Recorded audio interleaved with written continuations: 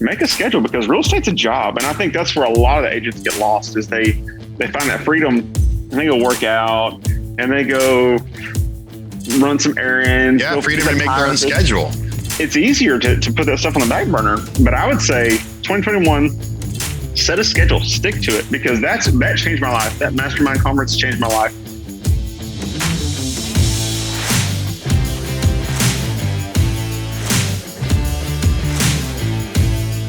So the question is this: how do most agents find the secrets to succeed in today's competitive real estate market, especially when the top agents are keeping those secrets to themselves?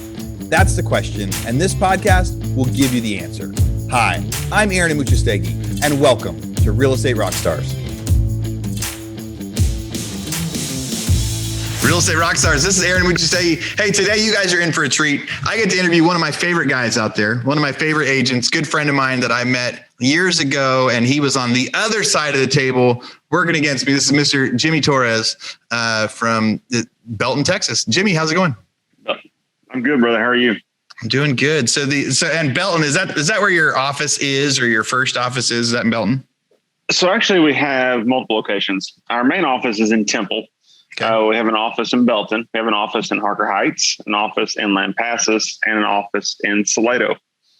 Man, and when I met you, how many offices did you have? One. So for all you guys that are not from Austin, so Temple and all those areas, about an hour drive north of Austin, Texas, and kind of spread out all within maybe an hour drive of each other, all those different places that you mentioned. Yep, that's right. So I actually grew up in Pflugerville in Austin, just north of Austin. But Belton is not that far. We're centrally located in between Waco and Austin. I guess that's the best way to explain it. Yeah. And 5 years ago, you had one location. Now you've got 5 or 6 locations you just rattled off. When I met Jimmy, I was bidding at a courthouse step auction in Bell County. And I had flown in from California. I was trying to figure out if my new business plan was going to work in Texas and anywhere else. And every time I was bidding on a house, Jimmy was bidding on it too. And he just kept outbidding me. But every time he beat me up, he would come over and shake my hand. And he would tell me, it was like a really nice way of saying, nice try. Yeah. You almost got that one. We're in Texas. It's the polite thing to do. Like, he was super polite. So sorry, I just beat you, but I did end up getting lucky. I was able to buy a couple houses at that first auction, and that's why I live down here now. That's why we still get to hang out, and still get to beat each other up a bit. But so tell everybody. So now Vista Real Estate is a big office. You got a lot of agents, a lot of volume. How big is your office? So, Vista has grown a lot. We started in 2013. 2013 was our first year. I think we did 20 million in sales that first year, which, for a first year office is pretty good. It's grown every year. We've had a record year every single year. But in 2020, which, going through COVID, everybody kind of thought it was going to be a rough year. We weren't really sure. We had to do things differently, to say the least. We had another record year. We crushed it. We had 197.5 million in sales. Wow. What's the average? What's the average price? The average price point is like 125 grand or something up there, isn't it? Or what's your average price? We got fortunate. We're a little bit higher because of what's going on in the market, because it's so competitive, multiple offers on a lot of things, but it's closer to 225 now. Okay. 225. Yeah. And then are you guys doing mostly listings or mostly buyers, or do you guys do both? Yeah, so we do both. And it's not just residential; it's everything. It's commercial. It's farm and ranch. It's the whole shebang. But I would say we are probably 65% listings, 35% on buying side. Cool. So, what year did you get your license? I was licensed in 2010.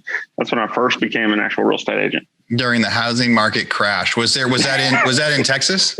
Yeah. It was pretty much historically the worst time ever to go get your real estate license and get into real estate. So I decided to do it then. It was good. Yeah. Everybody else in 2010 was leaving real estate and getting a normal day job again. So how did you get into real estate? Why'd you get into real estate? Okay. So actually, I graduated from college and had zero real estate. I didn't know anything about it. I mean, I had nothing. And a friend of mine said, hey, my uncle is moving with a company up to the Killeen area, and they need superintendents. So they wanted me to go build houses. And I said, hey, man, I've never used a drill. Like, I have no idea. That doesn't surprise me. Yeah, no idea how to use a drill. And he was like, no, it's fine. They'll teach you. I was like, okay, fine. So I went in there, got the job. really didn't know what I was getting myself into, and built homes for 5 years. Left D.R. Horton, did it on my own for a little bit, and worked for a builder for about 4 years. And then just as a sales agent, I made that transition because when I told them I wanted to get into sales, they told me no. They thought I was better suited for construction. I still tell that story, and it's funny. And so I went and worked for a different builder in the sales side. And after about 4 years, I really saw that I was kind of handcuffing myself because there were so many agents out there, and they were able to, be on the buy and the list side where I could only sell my builder's product. And so I thought, well, I'll give it a go. I'll try it. And that's kind of how it worked out. So there's, I guess, the pro of when you get to be a listing agent for a builder, the pro is you get a lot of stuff, but one of the cons is you get a much smaller percentage of the normal listing commission. And then you aren't allowed to point them anywhere else. If they come in and say, hey, I actually want a house that's in a different price point, your job is to actually talk them into the builder's house, not a different one. Is that fairly accurate? Because I was a builder too. Yeah, that's fair. I mean, and that's great for a lot of people. I saw there was a bigger plan out there. And so, yes, you're right. As a sales agent for a builder, you're not licensed. You can only sell that builder's product, and then that's it. And so, if somebody comes in and they say, hey, like you said, we were actually looking at the houses across the street. Can you show us those? And the answer is no. I can only show you what I have. Yeah. Okay. So then you decide, hey, you're going to give it a go. So how long were you a listing agent for a builder? So I did that for about 3.5 years. Okay. I sat in model homes and did the man, I've moving around. Homes. It's rough, dude. I don't know if you guys know where Gerald, Texas is, but it's just a little further north of Austin. And I sat in a model home in Gerald, Texas for about 1.5 years. And that is like basically being in jail because there is nothing out there. I mean, like at that time, there was even less. And so I just kind of found myself going stir crazy. Really? Yeah, 2007, 2008. I remember sitting in model homes out in Atwater, California. The only thing in that town was the houses. And at that time we were so upside down. There was like, even if we got an offer accepted, it was going for the short sale after that with our lender as a new home builder. A new home builder actually having to submit as short sales. It was a pretty interesting time. A little bit better for you when you came in 2011, 2012, but I guess not that much. So you did it for 3.5 years. You then decided, hey, I'm going to try to give it a go on my own.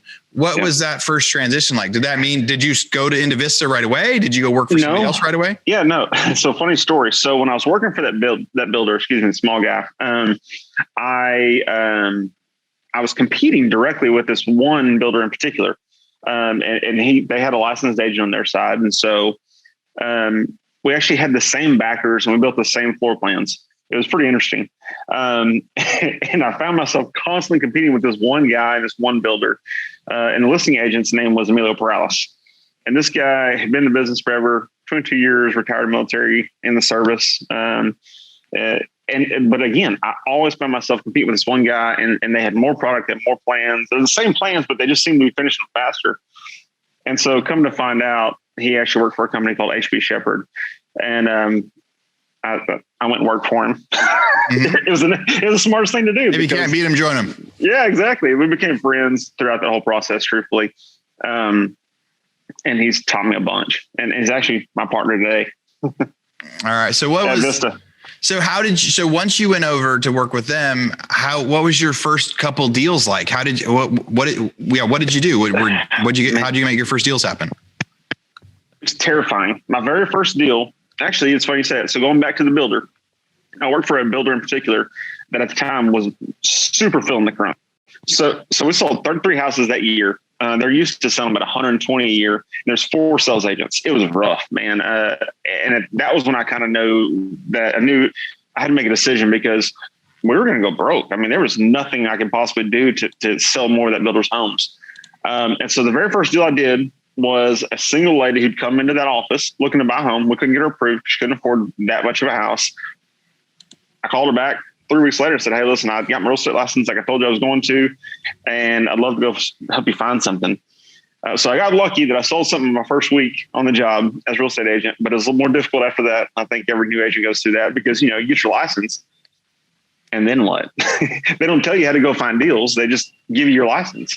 Right. And that's kind of the definition of like why people sit open houses, right? They go to open houses. After they do the open house, they get leads from it. And then they say, oh, if you don't want this one, there's another house I can introduce you to. Sure. Sure. And so I actually did that. So I went back and I kind of think, so what can I do to figure out how to get in front of people? Because, Facebook was kind of, it was a way to market yourself. But really at that time, we did a lot of Craigslist ads. We did a bunch of stuff. So I called all the builders reps that worked for D.R. Horton and Syntex and all the local people that I knew that had worked at D.R. Horton one time and gone different places. And I said, hey, can I go sit in one of your spec homes? And see if I can drum up some buyers and try to bring you guys buyers. And they said, yeah, sure. And so every weekend, probably for a year, I sat in a spec home in some subdivision of a new builder. Do you think builders would still allow that? Because going in a model home and being able to host open houses, I think that is a pretty, they've got the flags everywhere. They've got the signs up. They get a lot of traffic that comes in. They get more traffic than I think a normal open house gets. Yeah. Is that common for a builder to let other people come sit? Not really. That's the thing. That's what makes it more difficult now, because I just had this conversation a while ago with one of our builders. We listed 2 new houses for him and we had multiple offers on those houses. Neither one are even, they're both the slab stage. So they don't really want you to do it. They don't really care if you do it because they're going to sell everything so fast right now because there's such a shortage. But for a while ago, 2010, 11, 12, when it was tough to sell, man, they were begging people to come sit out there. And I just had to find a different way of doing it. Real Estate Rockstars, this is a commercial break from our biggest podcast sponsor we have right now, Rent Ready. It can be fun getting a new real estate deal, but it can be tough managing your properties after the fact, especially if you're long distance investing or trying to manage multiple properties by yourself. That's why we're here to tell you about Rent Ready. Rent Ready is a property management software that not only makes it easier to manage all your real estate deals from one platform, but they also have the best customer service support in the biz.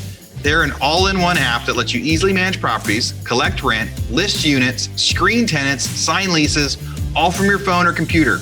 Imagine all of your real estate doors right in your pocket. How awesome is that? The best part is it's so affordable, one flat price for everything. Unlimited properties, tenants, and support with a real live human. And I have to add in there, that's a new business model that not a lot of people are doing. There's this freemium model where people say, hey, you can try this, but as soon as you grow, it's going to cost you a lot of money.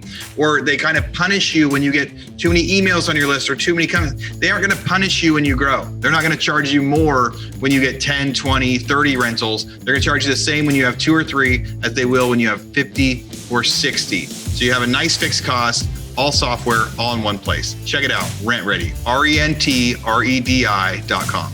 And if that's not enough, Rent Ready is giving our listeners a special code you can use to get a whole year of Rent Ready for just $54. Use code ROCKSTAR50, that's Rockstar50, and sign up for Rent Ready's annual plan at rentready.com. Again, RENTREDI.com with code Rockstar50 to get Rent Ready for only $54. So if you were going to go back and tell yourself, what's something you wish you would have known in your first year? Or if you were going to start from scratch, or somebody says, hey, Jimmy, I'm starting from scratch. What do I need to know? What's the 1 or 2 things that you think you wish you would have known when you first became an agent? Yeah, it's easy. So when I first got started, I was so hung up on learning everything, going by the book and going by everything I just learned in that class. I would say to a new agent, learn, pass the class, pass the course, get through all that, and then go learn real estate. Find yourself someone to mentor after. Find yourself someone who's been in the business for a long time and emulate their business. Because for me, that was the biggest thing. I had to go find somebody that I liked, that I trusted, that I kind of had a like type personality with. And I went and emulated what he did. And we're still friends to this day. I think that was the biggest thing. And the second thing I would say, get organized. Because if you get organized from the beginning, it's so much easier to do it down the line. It becomes a habit, a routine. Dude, I think that's a good advice, right? Get organized at the beginning, because at the beginning, everybody's trying all sorts of different things, right? Mm-hmm. There's no really real reason to get organized, but I think a lot of people do start to get organized when it's almost too late, like going back and getting the info. So when you say get organized, what does that mean to you? What's your system? What's your system that you follow? Yeah. So, something as simple as, getting all so a lot of agencies have some kind of back office that you can put your clients into, something that you can, keep up with the clients that you're working with, keep up with it.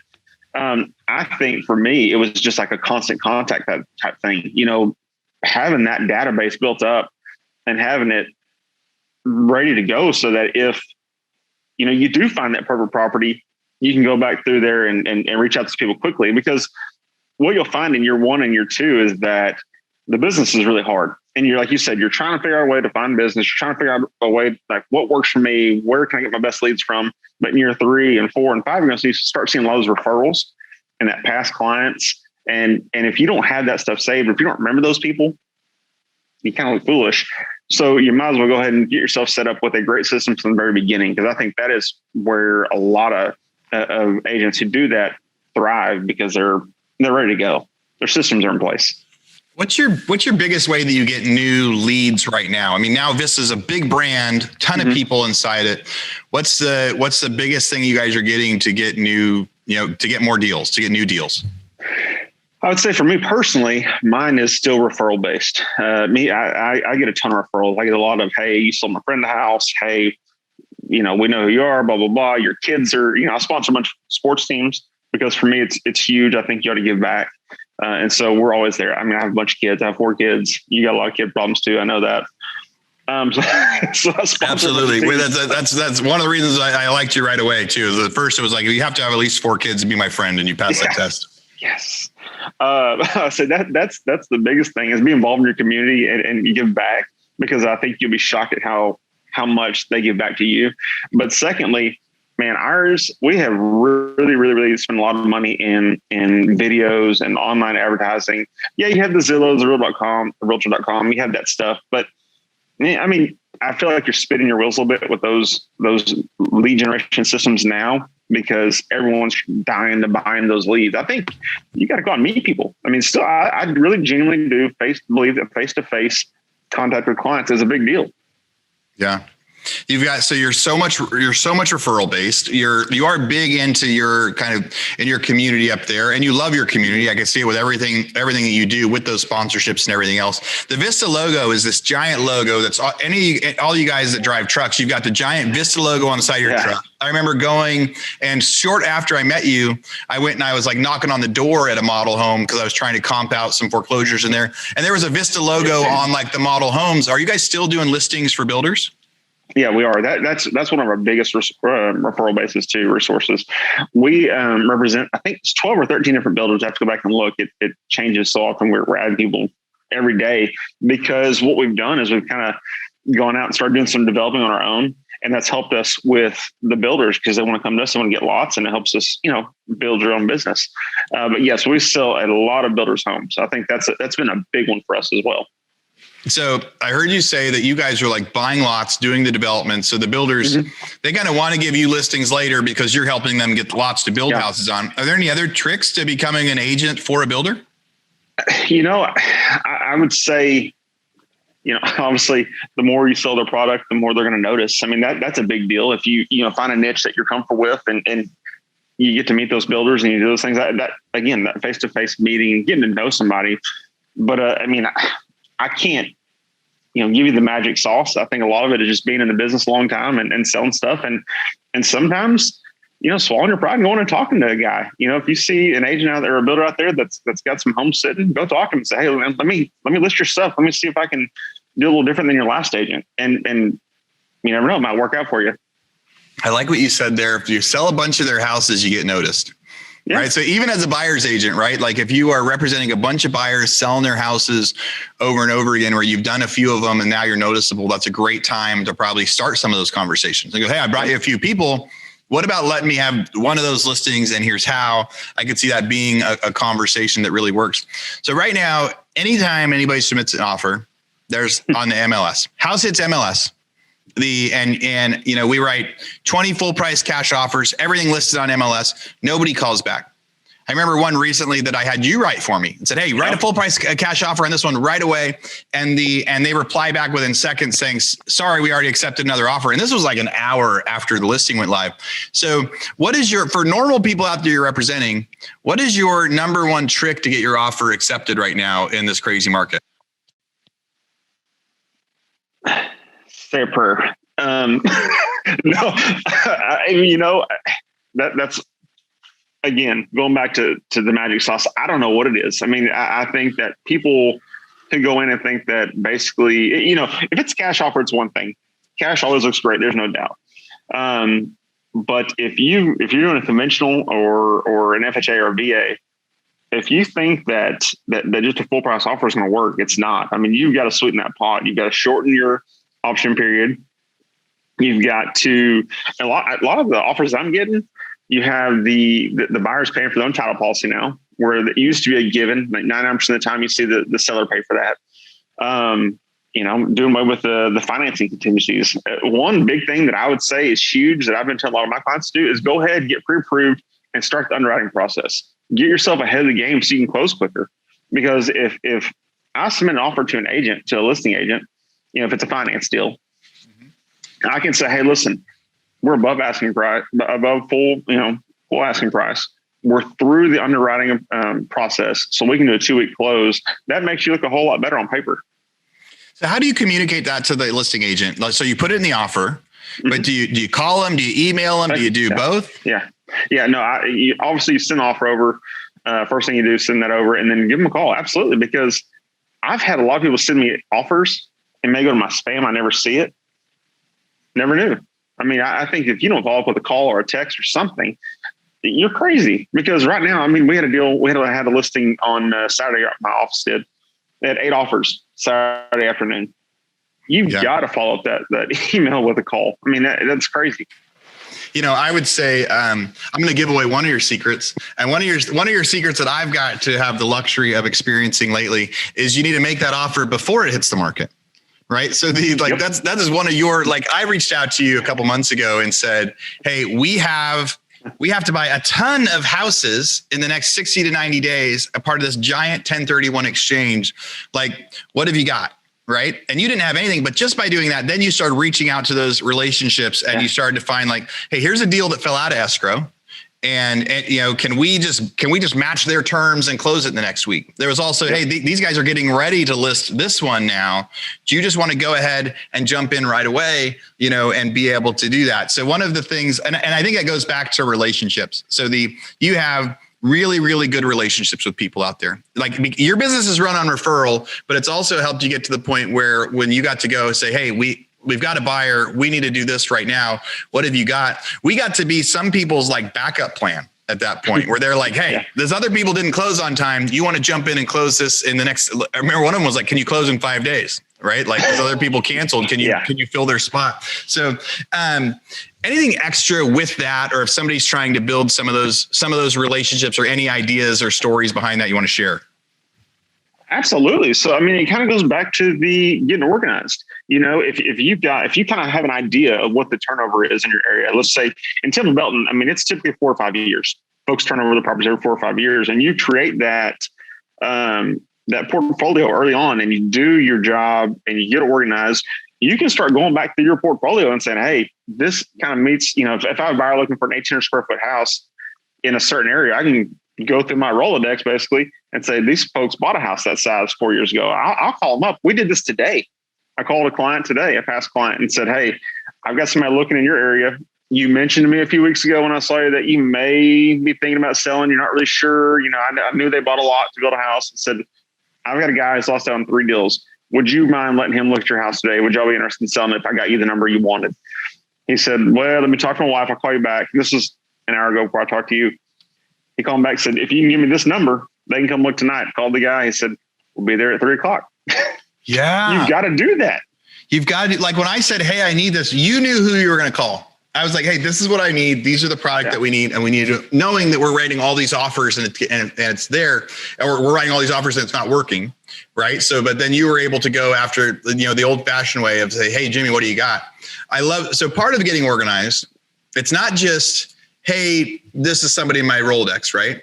Hey, we actually bought them a house, or we sold them a house 3 years ago, and then putting in there, it's an 1,800 square foot house built in 3 bedrooms. So to where you could easily start to look and say hey, I've got a new client that wants this zip code. Oh, who did I work with before in that zip code? Okay. My new client wants a 2,000 square foot house. Oh, we've got 4 past clients that we can reach out to. And one of the things that people don't, sellers right now know their house is going to get sold. But not very many people want to show their house to 30 people. Not many people want to search, go through those 30 offers. Everybody wants to make an extra 10 or 15 grand.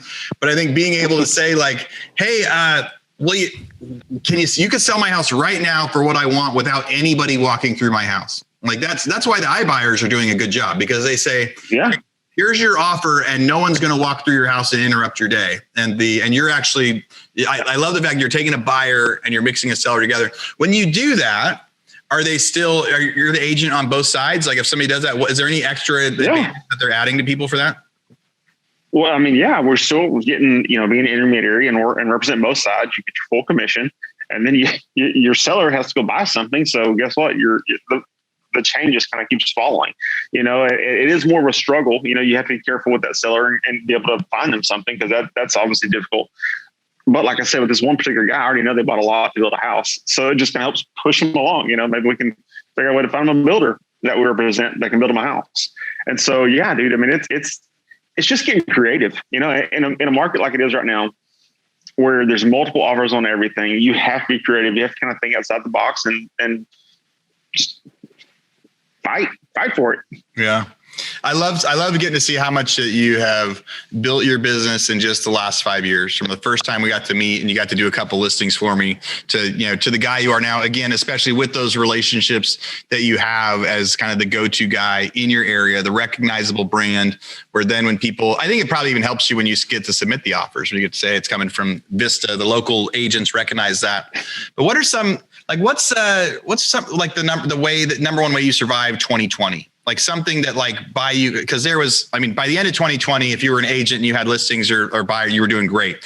But maybe near that kind of uncomfortable time, was there something that you did that really helped you survive 2020?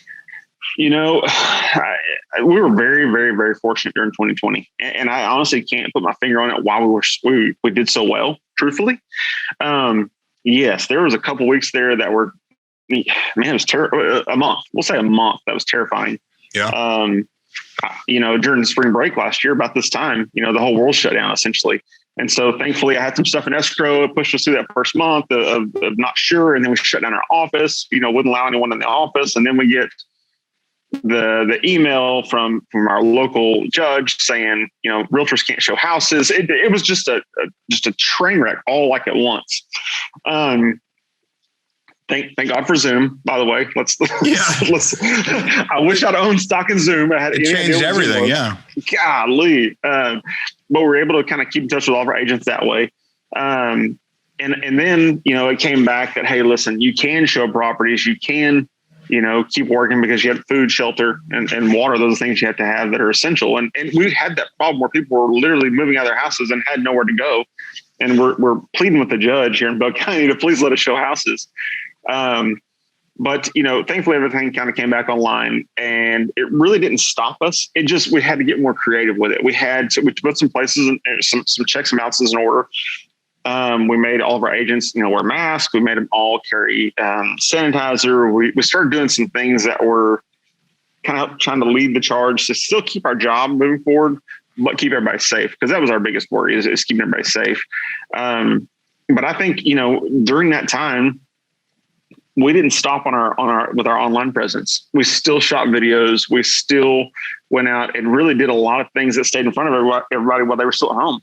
And I think that was a big deal. I think that was a good move on our part, because people were just eating up data on Facebook and Instagram and all that. And so we're still able to do me and my partner Emilio do podcasts. We're able to do some of those. We're able to do video walkthroughs. We just kind of thought outside the box and did things just a little bit differently, I think, than most people did. It's okay to respect it and fear it, but life must go on. And I think that's where we were in Vista. Yeah, I didn't realize that one of the local judges up there actually first said no more real estate. For how long did that go for? Dude, it went on for like a week. I had this one couple, they had sold their house. They had nowhere to go. So for those of you who don't know, I drive a big black F-250. It has Vista Real Estate posted on the side of it in bright, shiny silver. It's like an 8-foot tall banner. Yeah. It is a mobile billboard. So I was driving around in my wife's car, calling agents that I know. I was like, hey, listen, is it cool if I show your house? He was like, yeah, that's cool. Don't tell anybody. Yeah. We had people that were going to be homeless. We didn't have a choice. I heard a lot of that. I heard a lot of kind of secret showing sales that were like, hey, we had to totally change the way that we managed our rentals. We used to hand someone the keys when they moved in, take the keys when they moved out. And we had to switch everything to virtual to Zoom. And it was a big thing, because at first it's well, no, even our customer service calls for people. Yeah. We were like, hey, do you want someone in the house? Do you want to leave first? How do you want to do this? Yeah. Like we used to always have a policy that we were never going to work in anyone's home if they weren't there. And then it started to be preferred. They were like, could you actually do the work while I'm at work? And what's a bunch of strange pivots. So you guys, you kept going hard with your online presence. You made some of the pivots, and then you were like, hey, we want to keep our job. So we'll do whatever they ask us to keep working. If they say mask sanitizer, whatever, let's get people out there. Let's get them comfortable. What was something that you learned in 2020, whether it be real estate or personal, something that you were just baffled by the end of it? There's a lot of things that baffled me in 2020. Yeah. But I would say the biggest thing that I learned is that you can work smarter instead of harder. My personal business was a record year, like not even close. I mean, I had a monster year in 2020. Right. You as an agent, like you not only like run people, but you as an agent. Because I still sell. Yeah, I still sell. I learned that I can be more efficient. And I think that it was cool. 2020 was cool because it did teach me to be more efficient, be able to spend more time with my family, because that's why I got into real estate, was to have more family time. Right. I mean, I think a lot of us do that. And then that goes out the door real quick. If you're a busy agent, that's a bunch of BS, because nobody has time to go to soccer practice and be a coach and do all the things that you think you're going to do until you get into real estate. And so I was able to be a little more efficient, and I really am glad that 2020 happened. I know not a lot of people say that, but it was good for me because I went and, we bought a beach house. Like, not a lot of people know that, because I'm going to spend more time with my family. I mean, I'm going to work smarter. So it's the refocus, I remember quitting my job to become an entrepreneur so I could spend more time with my kids. My second baby was born 6 weeks early, and I was like, oh my God, my family's so important. I'm going to quit my job for family values because I'm working too much and my wife's working too much. And then you learn that as an entrepreneur or as a real estate agent, that's not promised. Like, for that to happen, it still needs to be your intention. And I think a lot of people, that's what 2020 became. Yeah, I agree. That 2020 became the idea that it reminded us, like, I was going to an office every day again, right? Which was like against why I did it all to begin with. And it was that reminder, like, no, we can be more efficient. Like, there's a time for Zoom. And I think right now we get to figure out there's a time for Zoom and there's a time for personal meetings. Yeah. And there's going to be a balance of when one is needed and when the other is, but encouraging us to go, do we need to do that one in person or not? Is this a transactional type thing, or is this a relationship type? Because there's both. There's meetings that are important and being able to see that. So what do you think the number one way to succeed in 2021 is for people? I would say get on a schedule. I mean, I think we're talking about that right now. About 4 years ago, we went to a real estate conference, a mastermind conference in Vegas. And I was running ragged, man. I was any deal I could get my hands on, any listing, any buyer. I was still working 7 days a week as an owner. And again, kind of lost that focus. I learned about schedules and learning about, putting your family first. And so I quit working on Sundays, and I really don't work on Saturdays unless it's by appointment or unless it's texting you, because you wear me out when you answer your phone. You're like, hey, it's a weekend. I might answer my phone. But set a schedule, and that goes with on Monday through Friday, getting your butt to the office and actually being accountable and doing your job. Because or go to the office, go to Starbucks, find your time to work. Don't get caught up with all the side things that you can be doing, paying bills, cleaning the house, doing laundry. Make a schedule, because real estate's a job. And I think that's where a lot of the agents get lost, is they find that freedom and they go work out and they go run some errands. Yeah, freedom to make their own schedule. It's easier to put that stuff on the back burner. But I would say 2021, set a schedule, stick to it, because that changed my life. That mastermind conference changed my life. I started making more money working less after I went to that conference. That is awesome advice. Set that schedule, because it's when we're allowed to make our own schedule. And in 2020, it got even crazier. Right. Because now people could be doing laundry when they're supposed to be working. They could be like everything. So even for employees, the world has been so meshed now. So setting a schedule. I remember telling people when it first started, like employees, like, you should still wake up at this time and you should still shower. You should still shower and get dressed for the day. Like, I know you don't have to. And I also know why people wouldn't, but still it's a mindset thing of like get dressed you're going to an office just so you feel the part. Yeah. No, you're absolutely right, because it's so easy to get caught during the whole. I call it snowvid. What did you call it earlier? Well, I called last week Ice-mageddon, right? Ice-mageddon. When we had the crazy shutdown of Texas. It's hard to fight through this stuff, but still follow your routine, because just because we don't feel like getting up and doing all those things that we would normally do doesn't mean that people's lives have to stop. That people are still buying their house. There's still a process that has to happen. There's things that have to, keep moving forward. And I think, set your schedule and make sure you stick to that. Yeah. Did you have many clients get their pipes busted or any major, because so for all you people that didn't watch the news, Texas had a crazy catastrophic catastrophe for like a week. My pool equipment exploded. We lost power and everything in my house for a few days. I wasn't here, but my poor wife really got to struggle with that. But there was a lot of houses we had in escrow that all of a sudden we were like, oh my gosh, like literally like ice cubes were falling from the sky as part of the hail. Did you have any deals that like completely changed? So after option period, but had like the freezing rain, like totally break something on the house and change the deal? Yeah. So personally, I was very, very lucky. Most of my contracts that I had going on didn't have any damage. I did have a few houses that we were looking at to go show that we weren't able to go see, that still aren't back on the market because they had an issue. But yes, my own personal house, my father-in-law who lives next door to us, his house. I mean, yes, the pool equipment. No, we didn't have hot water for 2 weeks. Like last week, we got hot water back, and I was so thankful to shave at my own house. Dude, what an interesting thing to go through. And see, I'm getting a generator put on my house now, and I probably won't need it for the next 20 or 30 years. Yeah. Probably. Until it, that'll be the soonest it'll happen again. But it really sparked this interesting scenario of what happens if you're in escrow, you've already removed all your contingencies. You're supposed to close escrow this week, but the title company doesn't have power. You don't have power. Everyone has signed their docs, but now the water meter explodes.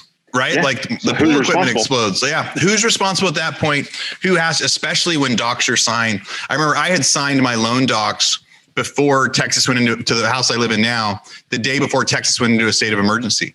Well, they almost didn't fund, because then the state of emergency happened, and then it came Monday and they were like, they were asking themselves, what is our obligation? We approved a loan last week that we would not have approved this week. Have you heard? Did anybody close have to cancel? Like have to really sort through and figure out who's responsible? I think we had 3 or 4 that were hung up, that they had to go back. Their project had to go back out and reinspect it because of FEMA, I guess, kind of holding things up. We had some stuff get pushed back, and we had some damage on a few properties. I know one of them had a water meter that busted right there at the line, and so thankfully the sellers were cool. They fixed it, and the buyers worked with them. Everything's been pretty smooth, because I think most people were willing to work with each other. And that's kind of the conversation I've had with a lot of agents that we do deals with outside of here. Guys, be patient. This whole last year is be patient. Let's work together. Let's figure this out, because if you're not flexible, we're all in trouble.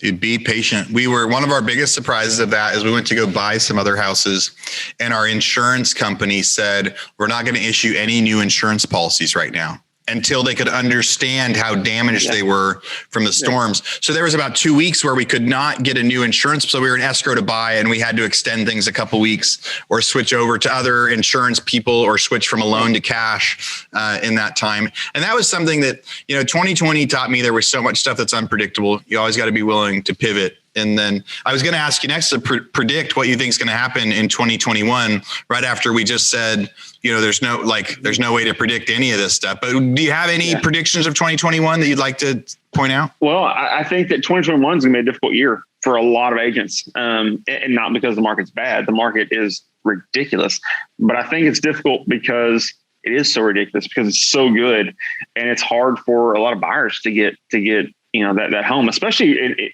being near Fort Hood, which is the largest military base in the world, and we're right around the corner from that. A lot of VA buyers are struggling to get into homes. And so I think 2021 is going to stay strong. I think a lot of homes are going to get sold. There's a lot of volume. I think that I know that Vista is going to have another record year. I mean, my goodness, we have $80+ million in escrow through February. But I think it's going to be difficult. I think that you're going to have to keep grinding, and you're going to have to keep working. And I think there's a shortage, and people are going to have to deal with it and work through it. That's the best I can tell you. Yeah. It's a really good point. So Bell County, so north of Austin, it is such a heavy VA buyer community, more than any community I've ever seen. and experienced out there. And I'm sure there's plenty of them throughout the US and military towns. Is my first experience with military town. And we have a house listed for sale. And, we're in escrow right now with a VA that's 20,000 over asking. Right. And so to get accepted, they really wrote their strongest offer. But at the end of the day, they had to work a lot harder for it. And now what happens when it doesn't appraise? Like, it won't appraise for that. Right. But I think the hope is they're saying, hey, we're willing to do whatever. So as much as it will appraise for, we'll take that, but it's still a no money down thing. So I really appreciate that those agents and those buyers were kind of doing whatever they could. They're like, hey, we will pay you as much as we can in order to get this house. It helped get them noticed, even if they knew for sure, like, hey, it's only going to, appraise for within $5,000 of that or something. Yeah. And I think that sellers have to understand, well, let's go back. Listing agents have to be educated and know what they're talking about and be able to explain that to their sellers. Hey, listen, here's 5 offers. Here's the pros and cons of each one, and good point. You think that sometimes that conventional offer looks sweet, but they may have a bunch of contingencies tied to that contract, where a VA deal may not have those. But, the initial thought is, no, I don't want a VA deal. Thanks, but no thanks.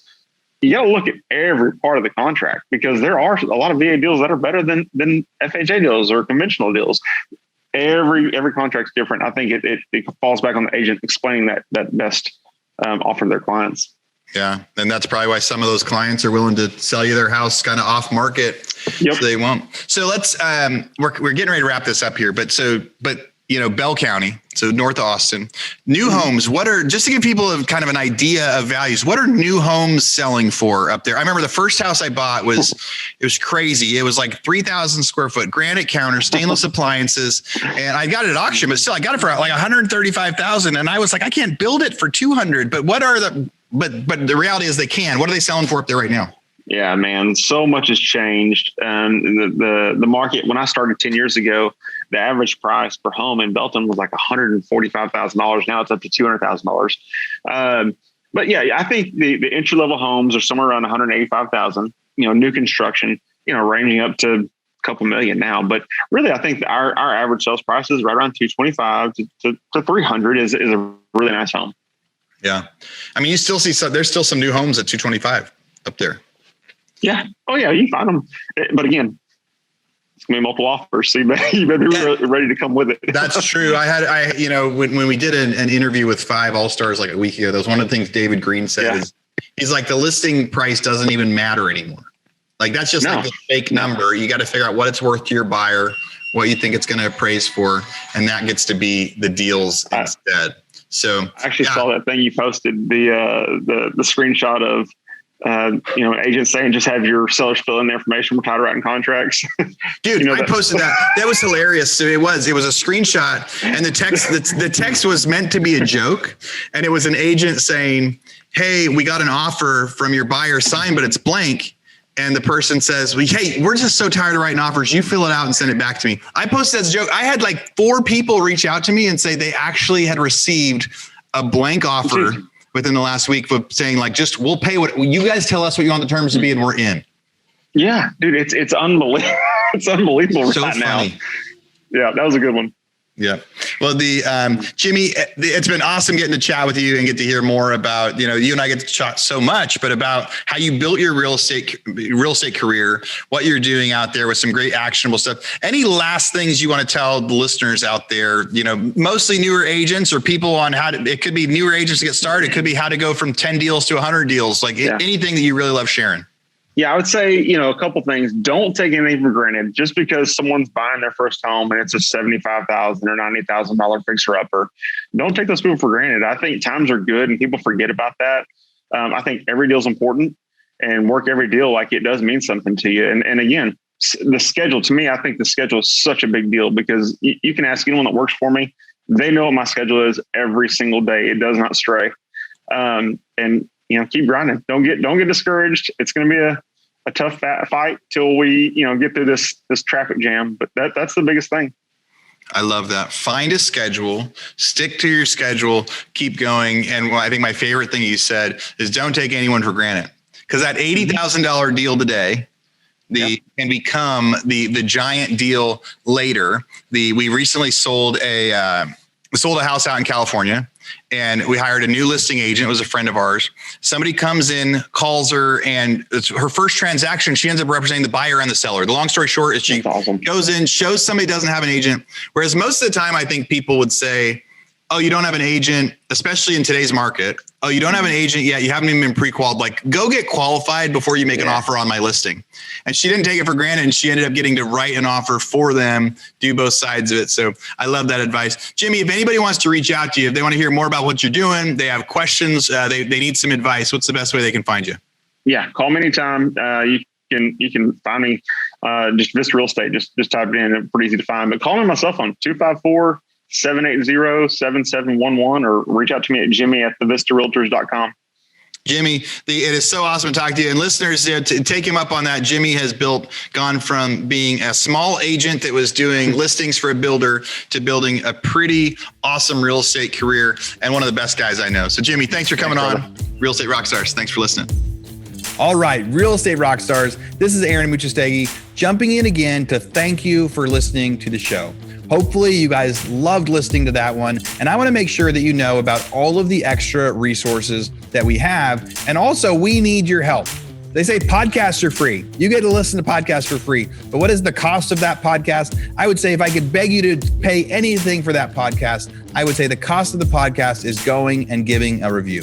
So whether you download it on Google or Apple or YouTube or anywhere else, please go give us a review. Say what you liked, what you didn't like. It helps us get better guests. The more reviews, the higher we get in the rankings. Right now, we are the biggest podcast out there for real estate agents, and we want to keep that spot because we know there's lots of podcasts out there. So go give us a review. Also, be sure to go to hibandigital.com. If you liked any of the resources that those real estate agents talked about, we've got a huge video vault of those resources for free. Every penny that comes on the podcast that we interview, they give us something that helps them get their deals or helps them work with their clients. And we put that in the toolbox in our vault for you. So go to hibandigital.com and you can get it. If you're looking for real estate education, go to rebusuniversity.com. We have all sorts of courses in there to help agents succeed in real estate, how to get the listing, how to negotiate deals, how to become an investor, all sorts of different stuff, rebusuniversity.com.